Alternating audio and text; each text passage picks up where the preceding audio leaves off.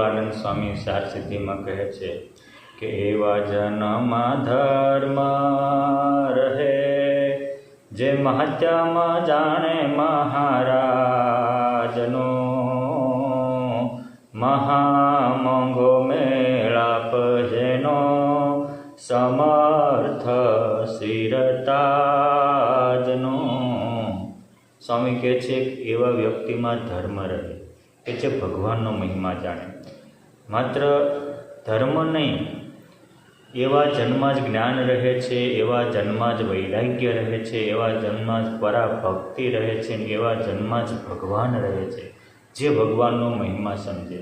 કેમ? જે મહિમાની એ તાકાત છે, મહિમાની એ મહત્તા છે કે જેને જેનો મહિમા સમજાય તે તેમાં આપોઆપ ખેંચાઈ જાય.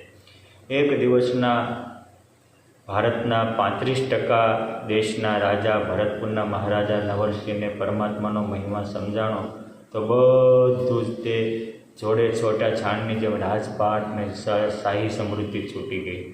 પોતે સાધના આરાધના કરવા અયોધ્યા આવ્યા. અયોધ્યા લોમસ ઋષિનો આશ્રમ, જેને રામગલોલાનો આશ્રમ પણ કહી શકાય, ત્યાં એના ગુરુદેવ રામગલોલા સાથે રહી સાધના આરાધના કરતા હતા.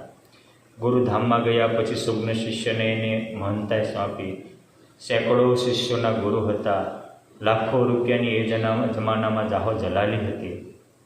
પરંતુ દ્વારકાનાથની યાત્રા કરીને અયોધ્યા આવેલા એક સાધુ સંત મહંતે દ્વેષ ભાવેથી પણ સ્વામિનારાયણનું નામ લીધું અને ભગવાન રામની મૂર્તિમાંથી પ્રકાશના પુંજ પથરાણા.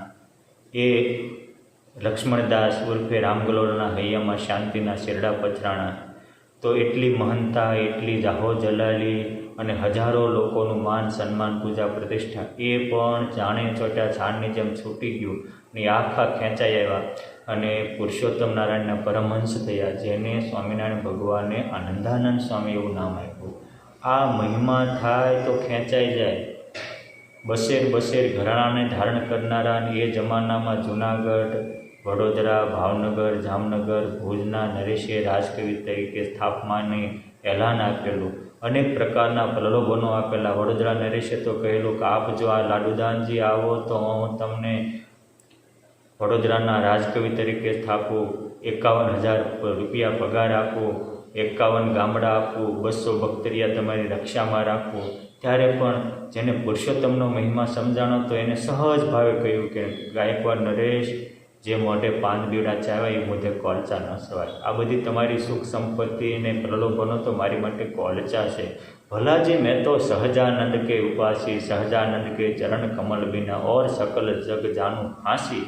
જેને ભગવાનનો મહિમા સમજાય ને ભગવાન વિનાનું બધું ફાંસી લાગે અને એટલે જ તેમાંથી ઉદાસી બની જાય. આ મહિમાની તાકાત છે. સ્વામિનારાયણ ભગવાન કે જેને મહાત્મા સહિત ભક્તિ આવે, મહાત્મા જ્ઞાન સહિત નિશ્ચય આવે, એના ઇન્દ્રિયો અંતઃકરણ વિષયરૂપી ચાળા ચાવવા સમર્થ થાય નહીં, એને ભૂંડો ઘાટ થાય નહીં, ભૂંડું સ્વપ્ન આવે નહીં, બ્રહ્મનાદ ઓમનાદ પ્રણવનાદ સંભળાય.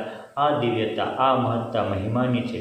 ઉદ્ધવજી ઘણા ચોવટિયા હતા, ડાયા હતા. શ્રી કૃષ્ણ ભગવાન પણ જેની સલાહ લઈને કામકાજ રાજકાર્ય બહાર કરતા હતા, પણ એના હૈયામાં પરમાત્માનો મહિમા હતો. તો ગોપીઓ ભલી ભોળી હતી પણ ભગવત સ્મરણમાં રમમાણ રહેતી એ જોઈ અને એની ચરણરજમાં અળોટવા લાગ્યા અને પરમાત્મા પાસે એવું માગ્યું કે હે પ્રભુ, આ ગોપીઓની ચરણરજ પડતી હોય ત્યાં હું કાંઈક તૃણ લતા થાવ. આ મહિમા સમજાય ત્યારે માણસ નમી જાય, એનો દાસ થઈ જાય. એને દાસત્વ પણ આવવું કેળવવું ન પડે, આપોઆપ આવી જાય. એને દિવ્ય ભાવ લાવવો ન પડે, આપોઆપ દિવ્ય ભાવ લેવા માંડે. અને મહિમા એટલે શું? તો મહિમાનો સીધો અર્થ છે ભગવદ્ ભાવ, બ્રહ્મ ભાવ, દિવ્ય ભાવ, અલૌકિક ભાવ. આપણને જેટલો ભગવાનના સંતો ભક્તોમાં દિવ્ય ભાવ, અલૌકિક ભાવ રહે એટલો જ ભગવાનનો મહિમા છે, એનું માપ છે. કોઈ એમ કે હું તો શેઠિયાને જ રાજી કરું, કેમ જે શેઠિયાનો હું મેનેજર છું. ના ના ના, તમારે શેઠિયાના મેનેજર કે શેઠિયાને રાજી રાખવો હોય તો શેઠિયાનો પાળેલો કૂતરાની હા રાજી રાખવો પડે.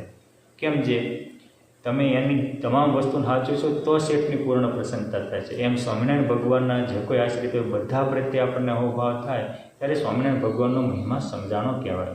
મહિમા સમજાય તો જ્ઞાનીઓનું જ્ઞાન સિદ્ધ થાય, મહિમા સમજાય તો ધ્યાનીઓનું ધ્યાન સિદ્ધ થાય, મહિમા સમજાય તો તપસ્વીઓની તપશ્ચર્યાનો સમાપ્તિ થાય.